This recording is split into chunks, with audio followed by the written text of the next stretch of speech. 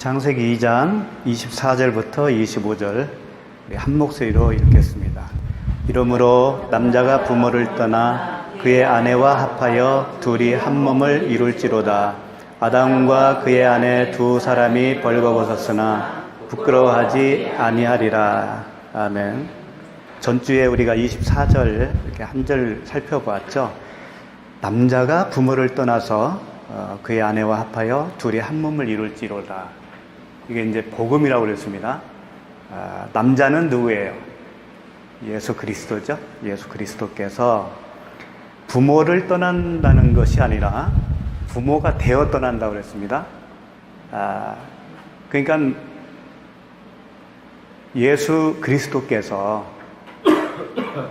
우리에게 오실 때 어떤 모습으로 오시냐면 그 부는 뭐예요?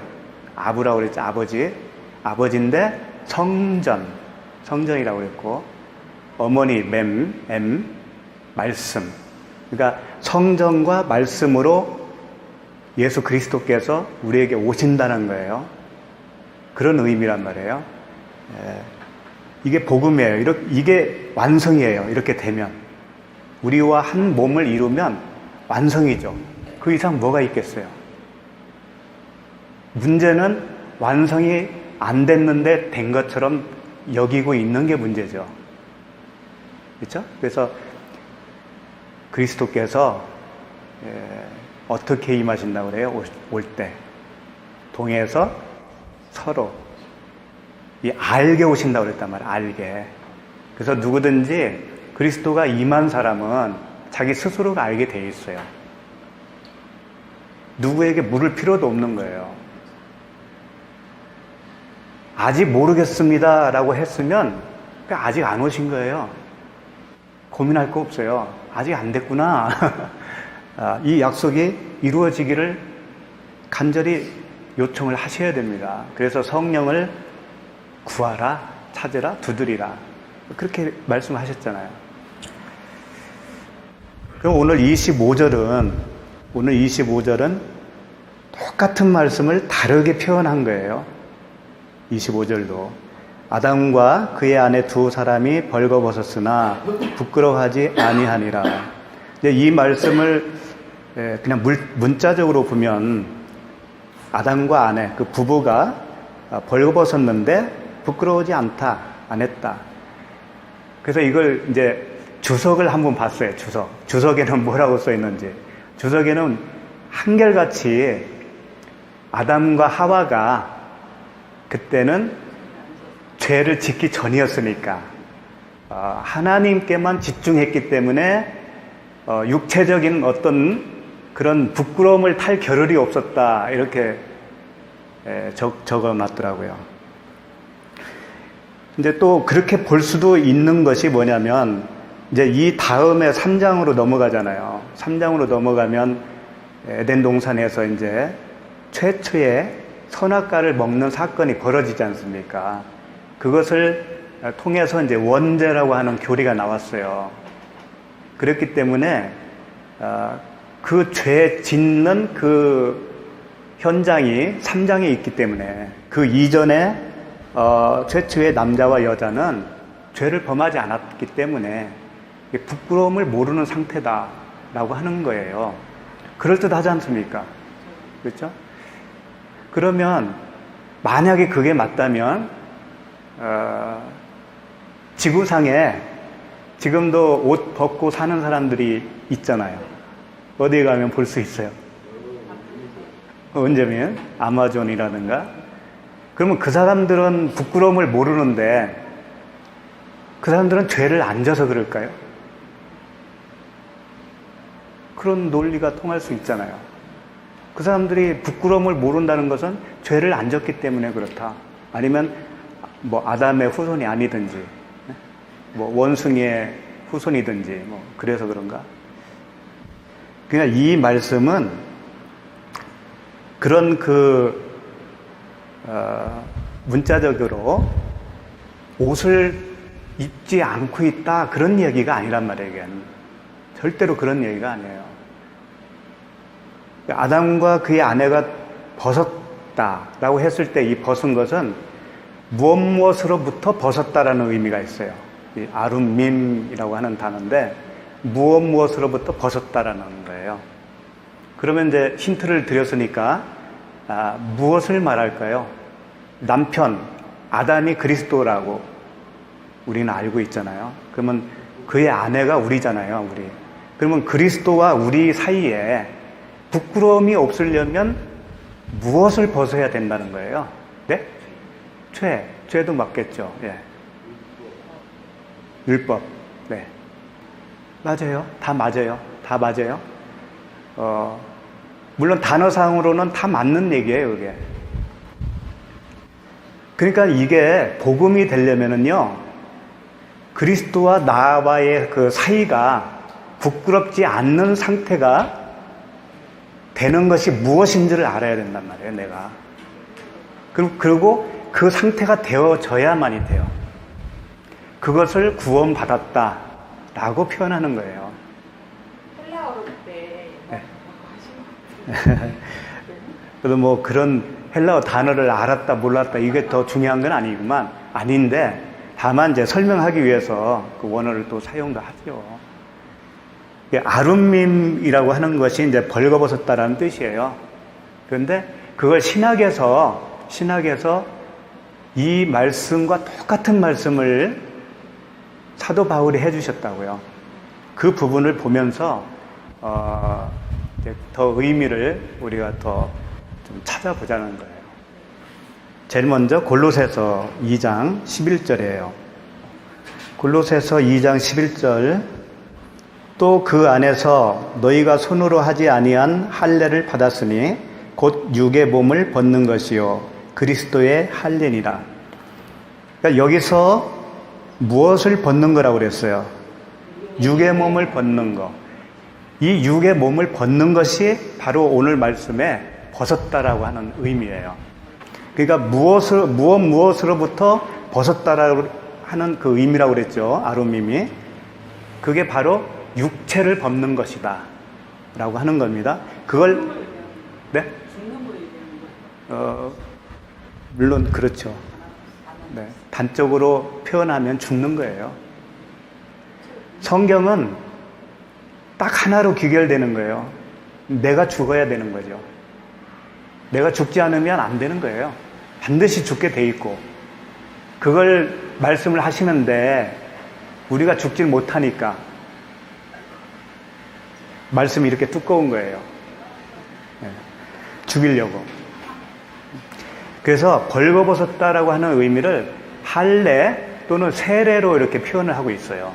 할례는 원래 육의 몸을 자르는 거잖아요. 표피를 잘라서 이 육체에는 생명이 없음이라고 하는 것을 그 할례의 표로 하나님이 증거해 주고 있는 거예요. 근데 그걸 가지고는 안 되잖아요.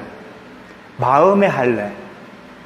그러니까 육의 몸을 벗는 것이 그 마음의 할례인데 이 육이 뭐냐면 사륵스라고 돼 있고 몸은 소마로 돼 있어요. 그러면 육은 이 보이는 육체를 말하면서 이 육체와 하나가 된 나의 진짜 모습이 있다고요. 그게 이제 소마라고 그래요. 소마. 다르게 표현하면 혼이라고 할 수도 있어요. 혼. 그러니까 육체, 혼, 영 이렇게 세 가지로 표현을 하기도 하죠. 이분법, 삼분법 이렇게 얘기하는데 그런 건 잘 모르더라도 육체와 혼이 있는 건 아시죠? 그게 바로 육의 몸이라는 거예요. 그러니까 우리가 태어나면서 가지고 나온 것이 바로 그거예요. 그런데 그 안에 영이 살아야 되는데 영이 없다라는 거예요. 모든 사람은 영이 죽어 있는 상태로 태어난다는 거예요. 그래서 허물과 죄로 죽었다라고 표현을 하는 거죠. 그럼 그것을 벗는 것이 뭐냐면 영과 이 육과 분리가 일어나는 거예요. 그게 죽는 거예요. 내 육체가 죽는 것이 영이 살아나고 육이 죽는 거라고 분리가 되는 거예요. 그래서 이것을 로마서에서 사도 바울이 이제 여러 가지로 표현을 했어요. 그걸 우리에게 가르쳐 주려고. 그게 뭔지 우리가 잘 모르니까. 아까 우리 장립사님이 계속 설명을 했는데 무슨 말인지 알아듣겠어요? 뭔가 알아들을 것 같은데 잡히지 않는 부분도 있죠. 네? 그런 거예요. 그러니까 완전히 벗은 사람은 아는데 완전히 벗지 못한 사람은 그걸 못 알아듣는다니까. 그런 차이가 있는 거예요. 그러니까 오늘 말씀에 남자가 부모가 되어 말씀과 성전으로 되어 우리와 합하면 그게 구원이라고 그랬잖아요. 그게 곧 육의 몸을 벗는 거라고 그랬어요. 같은 겁니다. 그것을 또 그러면 그게 궁극적인 우리의 그 목표가 되는 거잖아요. 그러면 우리의 원함은 뭐겠어요? 원함이 뭐가 돼야 되겠어요? 우리의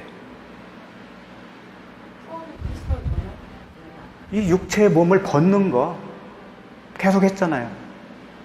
육체를 벗는 소원이 우리에게 있어야 된다고요. 그걸 하나님이 해주겠다는 거예요. 그것을 벗지 못하기 때문에 염려와 근심이 있는 거예요. 벗지 못하기 때문에 화가 나는 거예요. 벗지 못하기 때문에 혈기가 나고 화병이 생기고 다 그겁니다. 그게 육에서 벗어나야 그게 구원인데 그러면 안식이잖아요, 그게. 그러니까 우리의 소원은 바로 거기에 있어야 된다고요. 내가 지금 나를 보면 알 거예요, 나를 보면. 내가 벗었는지 벗지 못했는지를 보면 안다고요. 그래서 이제 거기에 관련된 말씀을 조금 더 보자고요. 로마서 7장인데요. 로마서 7장 21절. 로마서 7장 21절. 그러므로 내가 한 법을 깨달았노니 곧 선을 행하기 원하는 나에게 악이 함께 있는 것이로다. 내 속사람으로는 하나님의 법을 즐거워하되 내 지체 속에서 다른 법이 내 마음의 법과 싸워 내 지체 속에 있는 죄의 법으로 나를 사로잡는 것을 보는도다. 오호라 나는 공고한 사람이로다. 이 사망의 몸에서 누가 나를 건져내랴. 우선 여기까지 보시고요. 지금 사도 바울의 그 마음을 좀 읽을 수가 있잖아요. 특히 24절을 보면 나는 공고한 사람이로다. 이 사망의 몸에서 누가 나를 건져내랴. 이게 혹자는 사도 바울이 이 말씀을 주님을 만나기 전에 이런 고백을 했다라고 말을 하는데 절대 그렇지 않아요. 주님을 만나기 전에는 이런 고백을 할 수가 없습니다, 사람이. 그냥 펄펄 살아서 날뛰지 이런 고백을 할 수가 없어요. 그러니까 성령께서 임했다는 증거가 되는 거예요.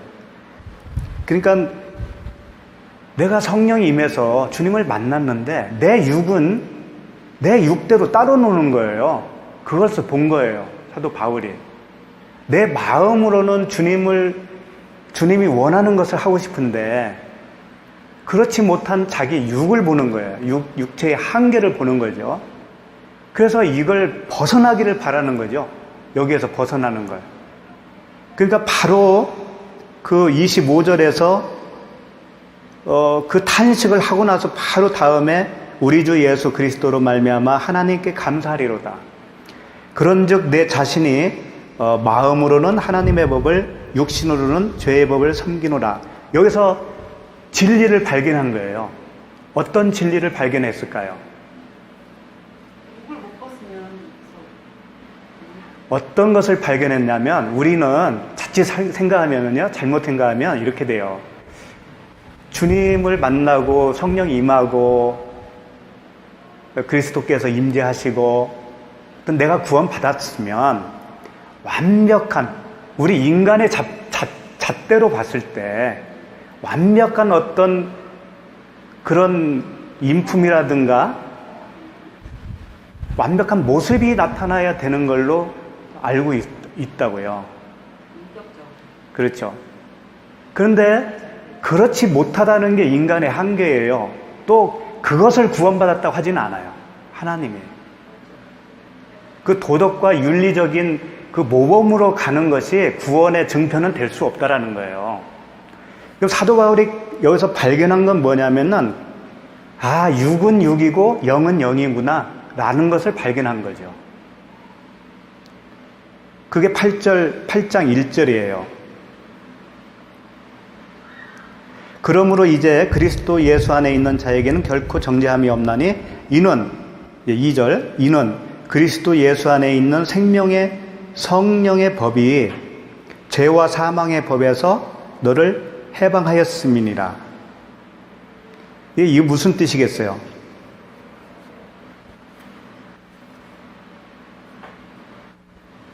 내가 육체를 벗어나는 것이 나의 소원이죠. 사도 바울이 그랬듯이. 그런데 육체를 벗어난다고 하는 의미가 내가 죄에 대한 그 종으로서의 내 혼이 있잖아요. 혼. 육체가 있잖아요. 육체와 아주 밀착되어 있는 그것이 있잖아요. 그것이 사라지는 것이 아니구나. 그게 사라지는 게 아니라고요. 사라지는 건 아니고 영이 살아나는 거예요. 영이. 새로운 나가 이제 거듭나서 생명으로 태어난 거라고요. 새로운 나. 하나님은 그것만 보시는 거예요. 새로운 나만 보는 거예요. 성령으로 잉태된 나를 보는 거예요. 그것만 챙기시는 거예요. 하나님은. 그러니까 육은 뭐라? 버린 거예요. 버린 거. 육은 버린 겁니다. 육을 죽었다고 그러잖아요. 죽었다. 죽은 자에게 하나님이 죽은 시체가 뭘 잘 하기를 바라겠어요? 절대 그렇지 않아요. 그러니까 이렇게 지금 계속 설명하니까 그러면 육체로는 그냥 아무렇게나 살아도 되는구나. 또 이렇게 또 갈 거예요. 이제 그게 아니라는 것도 말씀을 하니까 이제 살펴보겠지만, 그러니까 영과 육은 다르다라는 거예요. 하나님이 우리를 보시는 것은 그 영이라는 거예요.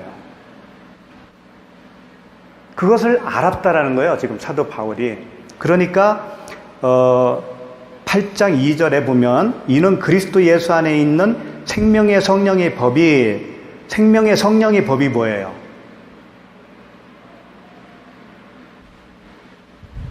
우리가 육체로 사는 법이 있어요. 육체로 사는 법. 그게 죄와 사망의 법이에요.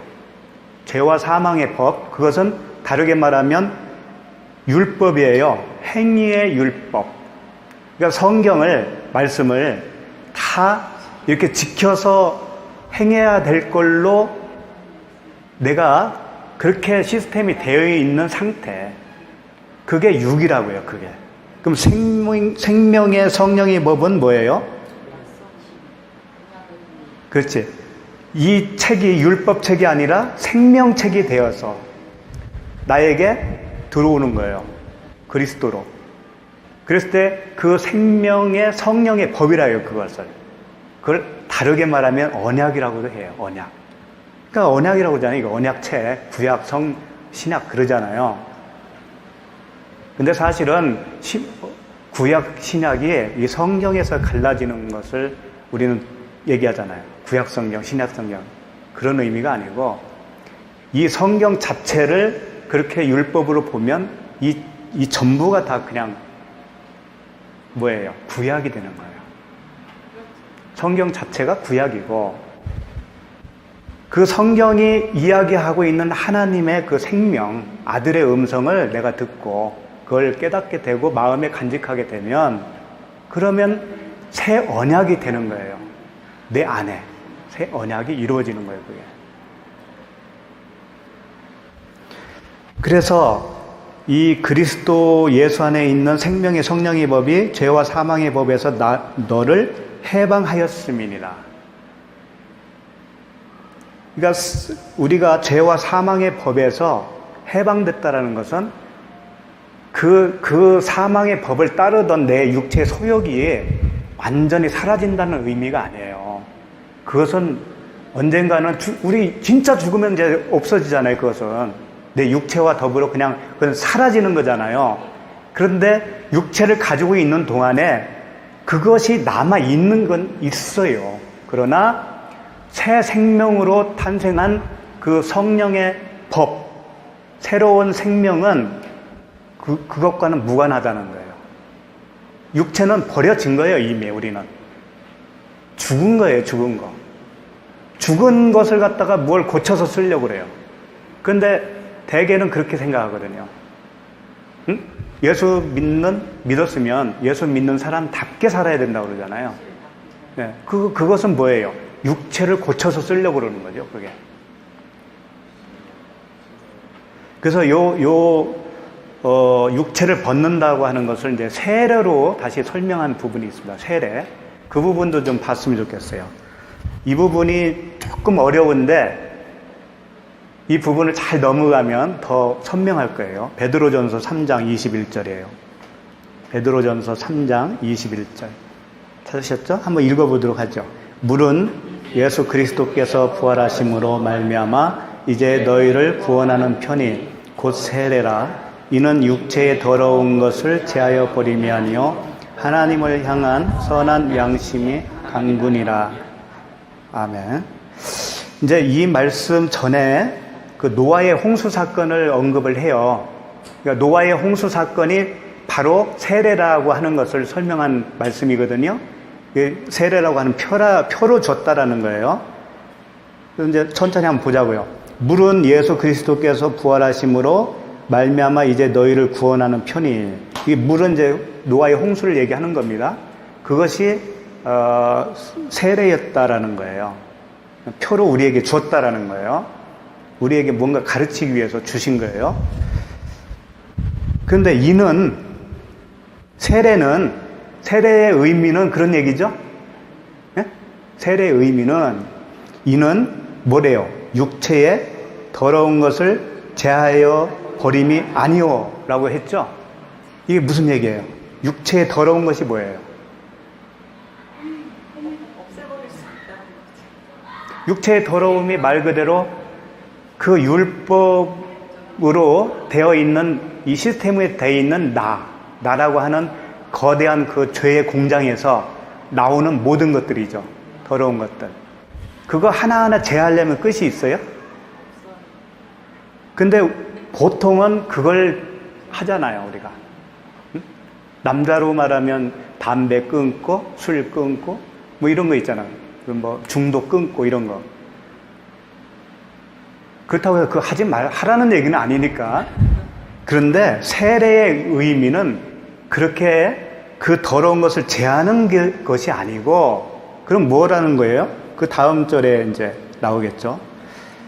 하나님을 향한 선한 양심의 강군이라. 이제 여기서 조금 원어로 좀 볼 필요가 있어요. 좀 오역이 있기 때문에 그래요. 그것만 이제 바로 잡으면 되니까. 그러면 육체의 더러운 것을 제하는 것이 아니라고 그랬어요. 그건 뭐냐면 그릇으로 말하면 겉만 닦는 거예요. 겉만 닦는 거. 겉만 닦으면 속이 닦아지나요? 안 되죠. 그러니까 속을 닦으면 겉도 닦아진다고 하는 것이 성경적인 원리예요. 속을 깨끗이 하면 겉도 깨끗해지는 것이 성경적이라고요. 그러니까 지금 하나님을 향한 선한 양심의 강구가 속을 깨끗하게 하는 거란 말이에요. 그런데 여기서 하나님 할 때요, 이 하나님은 데오스인데요, 호가 빠진 데오스예요. 그러니까 호 데오스는 뭐라고 그랬어요? 그 하나님, 유일하신 하나님, 그분을 이게 지칭할 때 호가 분명히 붙어야 돼요. 근데 호가 없어요. 호가 없으면 어떻게 된다고 그랬죠? 신된 우리를 얘기하는 거예요. 신적인 우리. 그러니까 신적인 그 하나님의 아들. 그래서 신됨이에요, 신됨. 너희가 한 말씀을 받으면 신이라고 하지 않았느냐 할 때 그 호데오스가 아니고 그냥 데오스예요. 성도죠, 성도. 아들. 그 하나님을 향한 선한 양심의 강구라고 했으니까 하나님께 뭔가 강구하는 걸로 이렇게 느껴지는데 그게 아니고 내가 신이 되었다 이거예요. 예수 그리스도의 부활하심으로 말미암아 내가 신이 되었어요. 신된 됨을 인하여 선한 양심을 강구한다고 했는데, 이 강구가 옛날 그 개역개정에는 찾아간다라고 돼 있어요. 찾아가는 것이다라고 써 있다고요?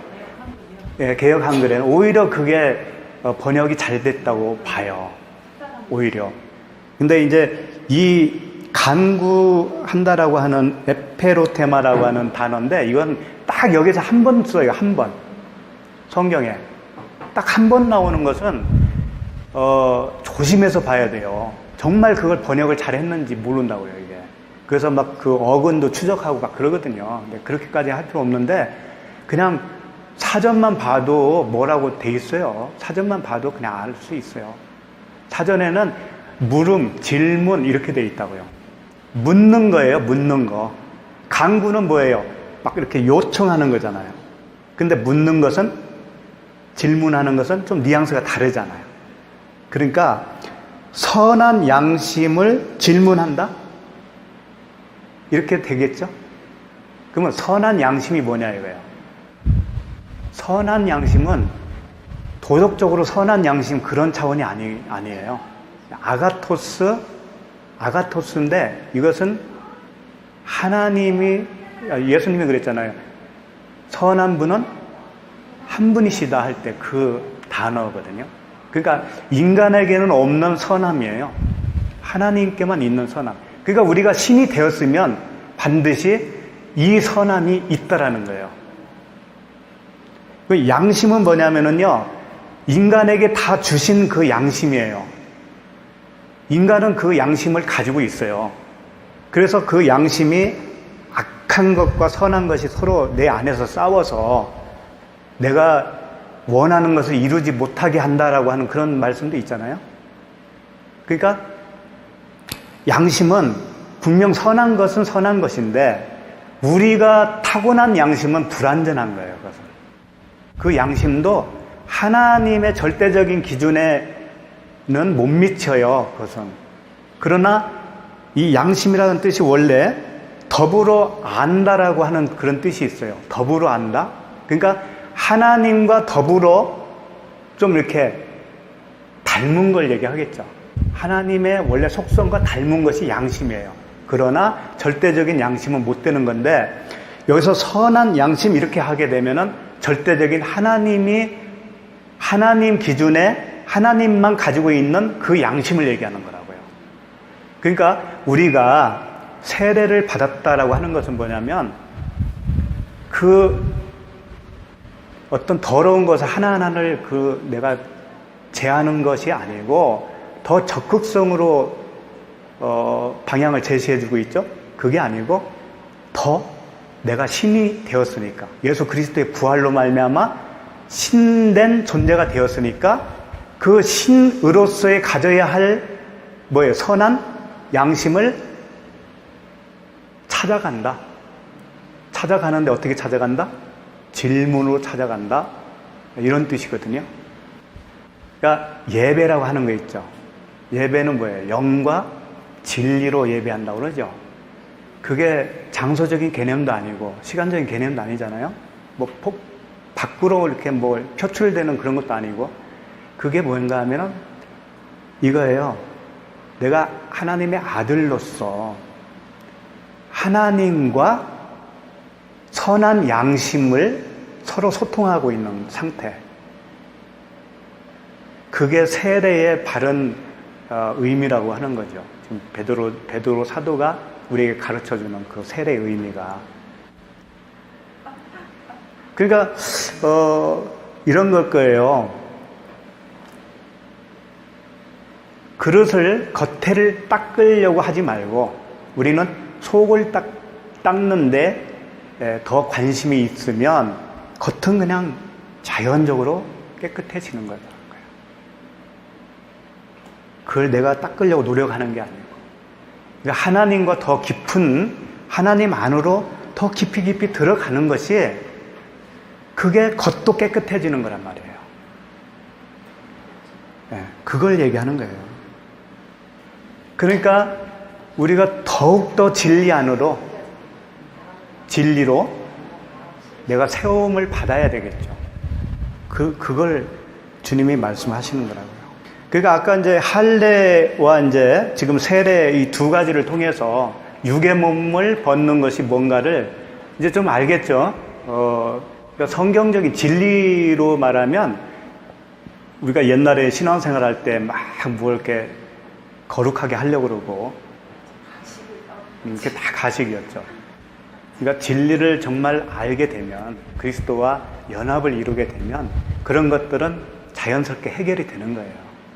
그러니까 초점이 거기에 초점을 맞추라는 거예요. 겉에 뭘 이렇게 보이려고 하지 말고 속 안에 있는 하나님과 하나됨, 거기에 관심을 가지라 이거예요. 거기에. 벌거벗었다는 것도 네. 그 얘기하고 좀 얘기 같잖아요. 같은 거예요. 그냥 내 있는 그대로를 다 드러내 보이는 거지, 이게 뭐 이렇게 그런 것도 다 되겠죠. 네.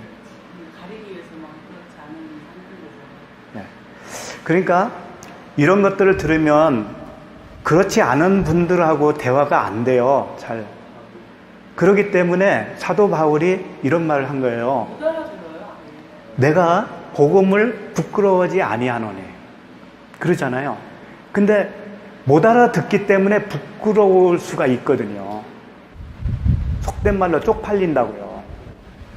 10명이 앉아있는데 나 혼자만 다른 얘기하면 좀 그렇잖아요. 예. 근데 사도 바울은 전혀 그렇지 않다. 나는 하나님 앞에서 벌거벗었으니까. 하나님과 부끄러운 사이가 아니니까. 그래서 이제 우리가 그 옛날에 한번 봤던 그 부분인데, 누가복음 11장 8절을 한번 보도록 하죠.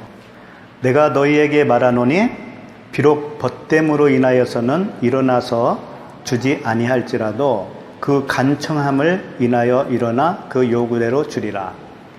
이제 좀 잊어버렸을지도 몰라서 한번 더 보는 거예요. 예.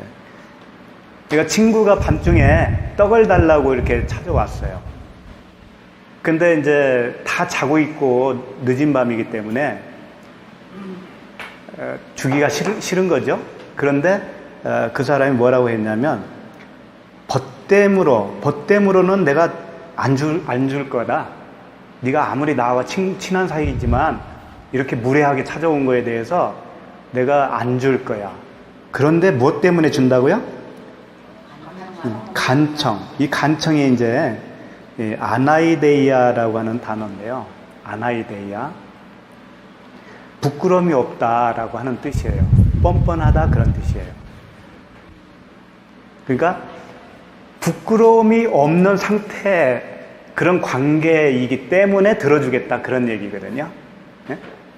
그래서 이 간청하다를 한국말로 설명을 안 하고 그냥 간청기도 해 이렇게 얘기하잖아요. 그러면 막 밤새도록 철야기도 하고 떼쓰고 그런다고요.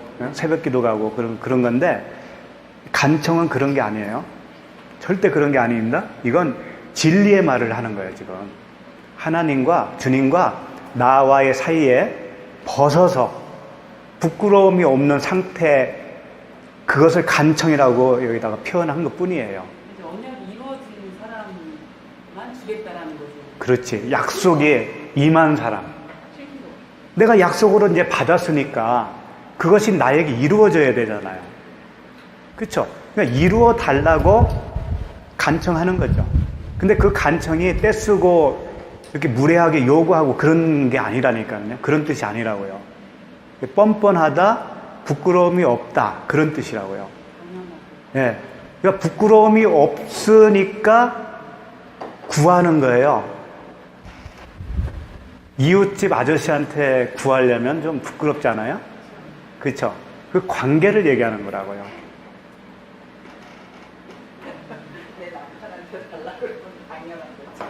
그래서 주님은 우리에게 사랑의 빛 외에는 지지 말라고 그러죠. 그 사랑의 빛이 주님이 먼저 우리에게 빛을 준 거예요. 왜? 주님이 일방적으로 약속을 하셨잖아요. 우리를 구원하겠다고, 성령을 보내주시겠다고. 그러니까 우리는 그 빚을 주세요. 빚 갚아주세요. 라고 요청을 할 수가 있죠. 그게 부끄러움 없는 거예요, 그게. 그 약속을 내가 받지 않은 사람은 항상 어떻게 해요? 구걸하듯이 요청을 한다고요. 그래서 밤중에 떡 달라고 찾아왔는데 너하고 나하고 친한 사이이지만 친하다고 하는 그 벗됨으로서는 내가 안 줄 거야. 그렇지만 네가 정말 뻔뻔하게 왔구나. 부끄러움이 없는 줄 아는구나. 그것 때문에 내가 준다. 라고 하는 거죠. 상징적으로 보여주는 거예요. 그러니까 우리에게 찾으라, 구하라, 두드리라. 그러면 안 주겠냐? 그거 안 주겠냐? 내가 준다고 내가 약속한 건데, 그거. 구걸하면 안 주고 저한테 내놓으세요 이러면 되겠다. 그렇죠. 내놓으라고 당당하게 요청하는 거죠. 예. 그거예요. 예. 그래서 이제 우리가 전에도 살펴본 거 있지만 속옷과 겉옷 이야기 아시죠? 예, 속옷은 율법이라고 했잖아요. 내가 입고 있는 거예요. 근데 나 자신은 속옷으로 그걸 여기지 않고 겉옷을 입었다라고 생각을 하고 있는 거거든요. 행위의 율법이에요. 그러니까 뭔가 행위로서 결과를 드러내면 내 부끄러움이 감춰지잖아요. 오히려 칭찬받죠, 그걸로. 그렇지만 내 속 사람은 점점 파리해져요. 지치고 고나다고요. 나는 모르지만. 그러다가 어느 순간까지 가서 이게 아니구나라고 하는 그 열림이 있죠. 그때 주님이 이제 역사하시는 거란 말이에요. 어쨌든 그 속옷을 벗어야 되는 거죠. 그 수치를 다 가릴 수 없는 그 속옷을 벗고 무엇을 입어야 돼요? 겉옷, 진리의 겉옷, 그리스도의 옷. 그리스도의 옷을 입는 것이 이제 벗었다라고 하는 거예요. 왜? 남편 되시는 그리스도와 나와 연합이 되잖아요. 그러면 그리스도 자신이 나의 옷이 되는 거잖아요, 그게. 네? 벌거벗었지만 그리스도로 옷을 입은 거예요, 그게. 벗었지만. 벗는 것은 속옷을 벗는 거고. 우리 남자 부부 사이도 그렇잖아요. 옷 안 벗으면 역사가 일어나나요? 똑같아요, 원리가. 그 누더기 같은 율법을 벗어버려야 된다고요. 내 육체를 벗어야 된다고, 벗어나야 된다고요. 어떤 자매님이 그 간증을 한번 하더라고요. 간증하는데 말씀을 듣다가 노마서 말씀을 듣다가 그렇구나. 나의 그 겉사람과 속사람이 분리된다라고 하는 것을 번개처럼 깨달았다는 거죠. 그러면서 자유가 오더라는 거예요. 자유가 임하더라는 거예요. 근데 그 사람이 도덕적으로 더 그러면 안 좋아졌겠어요? 그건 아니라고요. 절대 그렇지 않아요. 그러면 당연하죠. 왜? 세상에서 벗어났는데 관심을 어디에 두겠어요, 이제는? 하늘에 두죠. 위의 것을 찾으라 그러잖아요. 조금 더 말씀을 봐도 되겠죠. 너무 힘드시면 여기서 마치고 조금만 더 보다가 또 나눔을 좀 합시다. 이사야서 1장을 한번 펴보세요. 이사야서 1장 하늘이여 들으라. 2절 하늘이여 들으라 땅이여 귀를 기울이라. 여호와께서 말씀하시기를 내가 자식을 양육하였거늘 그들이 나를 거역하였도다. 예수께서 요한복음에서 이런 말씀하셨어요. 빛이 어두움에 비치되 어둠이 깨닫지 못하더라. 그런 말씀을 하셨단 말이에요. 그럼 빛은 예수님이시죠. 예수님이 땅에 오셨는데 아무도 그걸 못 알아보더라는 거예요. 그게 인간의 실체예요. 어떤 사람이든지 간에 그리스도를 알아볼 수가 없습니다. 들을 수도 없어요. 그러면 어떻게 해야 들려지는 걸까요? 내가 고쳐져서 우리 인간의 생각으로는 예? 이렇게 이제 말씀을 많이 듣고 또는 내가 깊이 생각해서 그 말씀을 깨달아질 걸로 우리는 착각을 해요.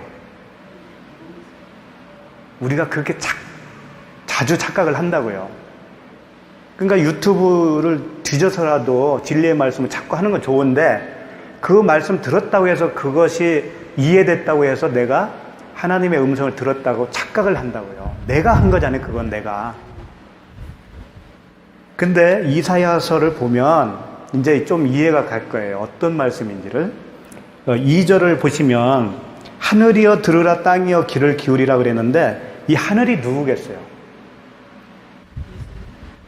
그리스도예요. 예수 그리스도. 땅은 또 누구겠어요? 땅이 들을 수 있나요? 땅이 우리가 맞는데 우리를 얘기했다면 여기서 지금 우리를 얘기했다면 우리가 들을 수 있나요? 못 듣는 존재라니까요. 그런데 들으라고 그랬잖아요. 그러니까 1차적으로 지금 이 말씀은 우리에게 한 얘기가 아니라고요. 이게 무슨 말씀이냐면 예수 그리스도 하늘이신 그분이 들으라라고 말씀을 하시고 자기가 땅으로 내려와서 자기가 듣는 거예요. 자기가 말하고 자기가 듣는 거라고요. 이게 아무도 들을 사람이 없으니까.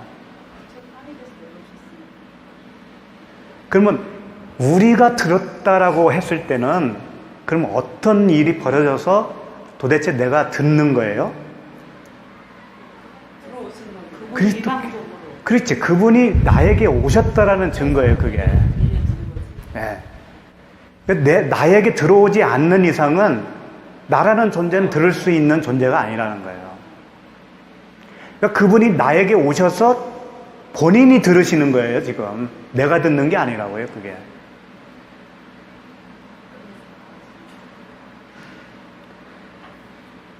자, 그러면서, 이사야, 이제 3절을 봅시다. 3절 보시면, 소는 그 임자를 알고, 나귀는 그 주인의 구유를 알건만은 이스라엘은 알지 못하고 나의 백성은 깨닫지 못하는도다 하셨도다. 그러니까 얼른 보면 이런 얘기가 돼요. 야, 소도 주인을 알아보고, 나귀도 알아보는데 너희들은 왜 주인이신 하나님을 이렇게 못 알아보냐? 그런 얘기로 들리잖아요. 네. 그게 그렇게만 알아들어도 그래도 훌륭하다고 봐요. 근데 좀 더 이 말씀을 좀 영적으로 좀 보자고요.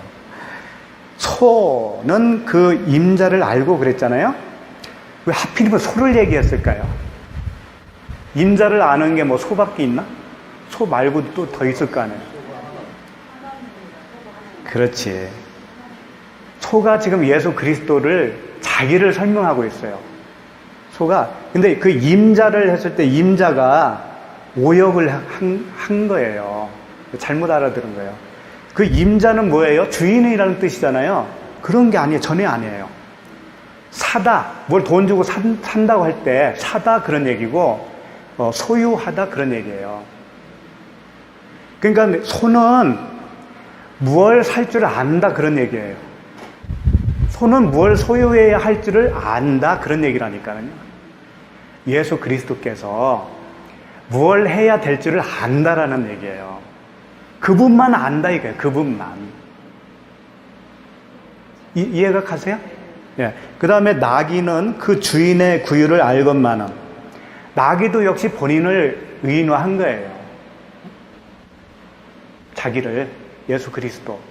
어디에 오셨어요, 그분이? 구유에 오셨잖아요. 그러니까 구유에 가야 된다는 것을 안다라는 거예요.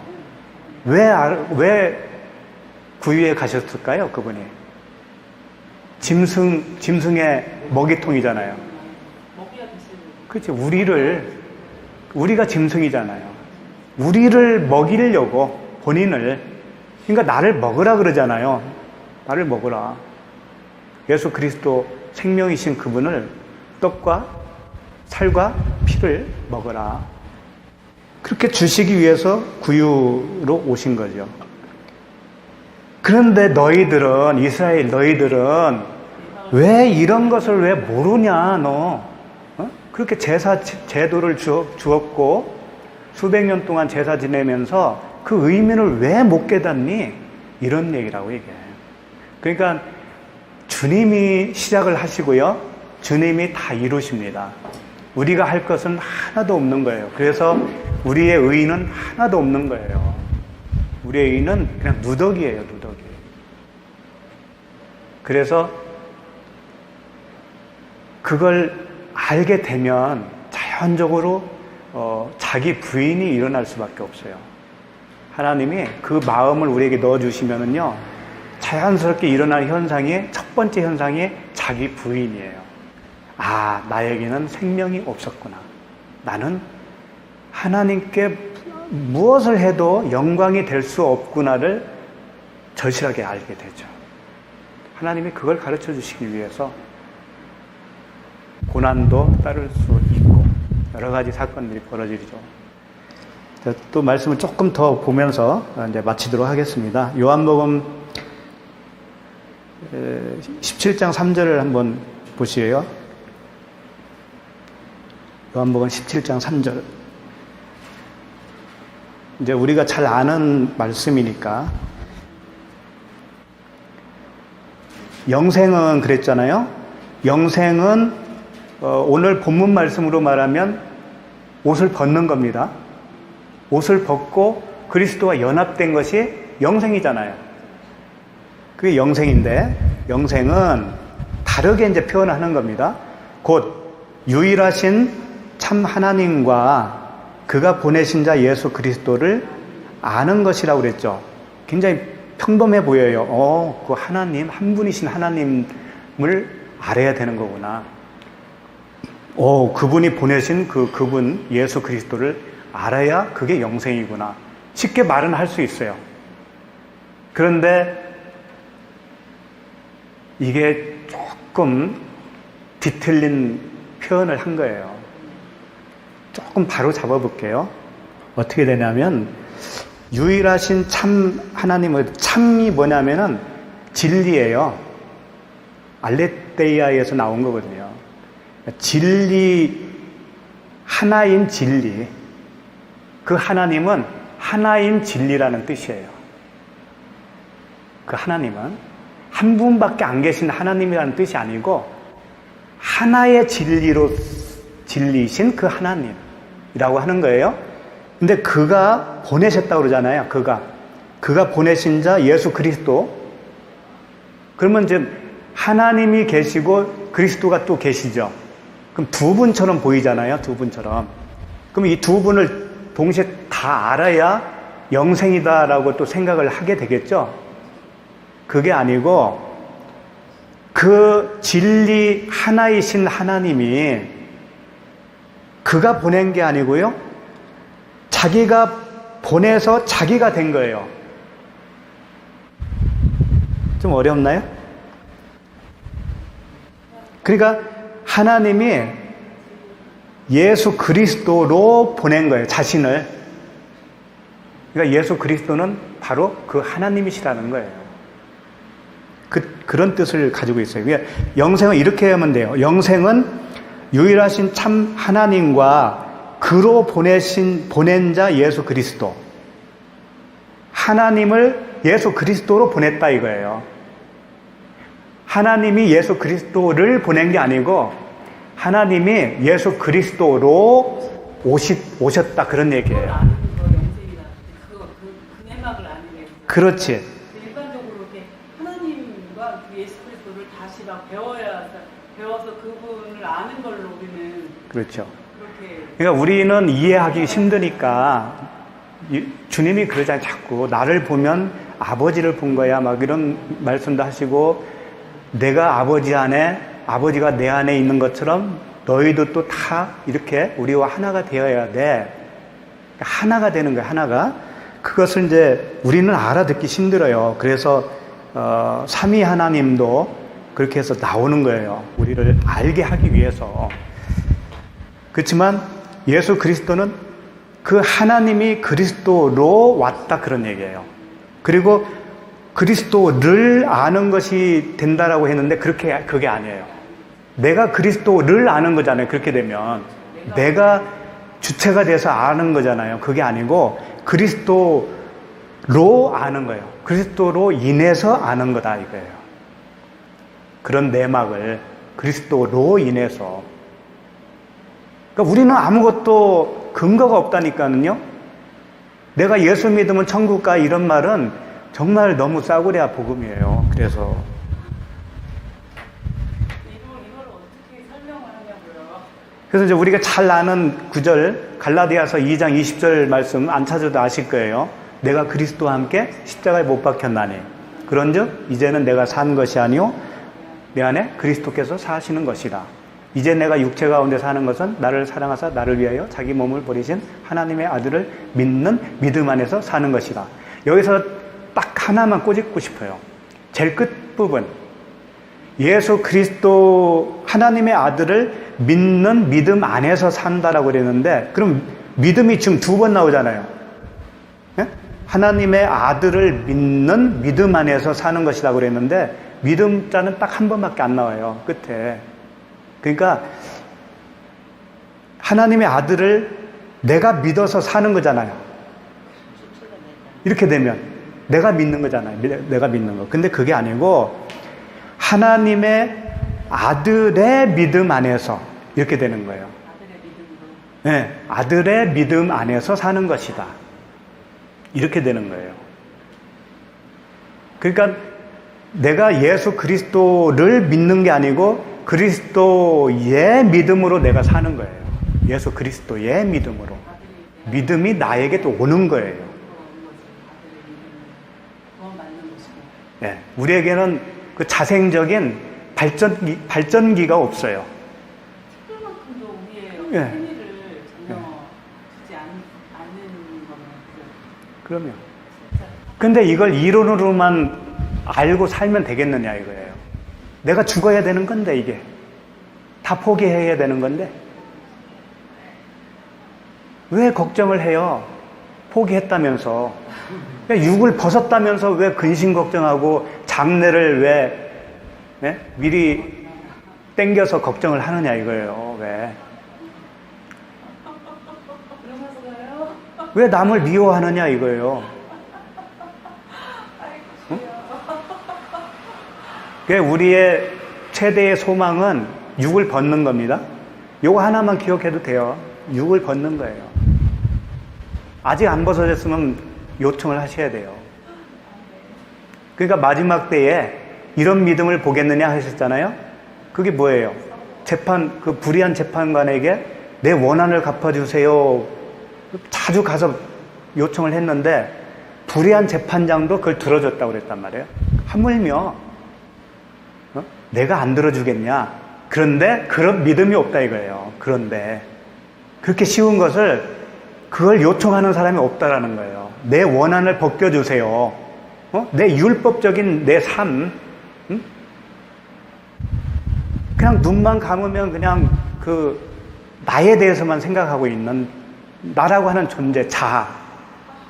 거기서 벗어나는 것을 요구하는 사람이 없다라는 거예요. 그런 믿음을 보겠느냐? 그러니까 믿음은 그거 하나만 믿음이에요.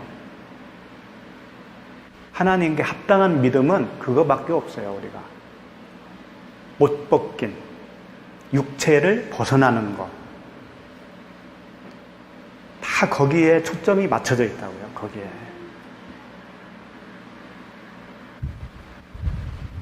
그래서 마라나타 그러잖아요. 마라나타. 어서 오시옵소서. 오셔야 내가 벗겨지니까. 응? 내가 스스로는 할 수 없잖아요. 그래서 성도는 고난이 많다고 그러잖아요. 그 고난이 세상적으로 잘 안 돼서 그런 의미보다도 그 원함에서 내 육체에서 벗어나고 싶은 욕망은 있으나 안 되는 걸 볼 때 고난이죠. 그렇죠? 그런 기간이 우리에게 필요해요. 그럼 반드시 이루어 준다고 하는 것이 하나님의 약속이 있기 때문에 이루어 주신다고요. 그러니까 보이는 소망은 소망이 아니니 누가 보이지 않는 것을 바라리요. 보이지 않는 소망이 진짜 소망이에요. 그 길로 우리 잘 가도록 합시다.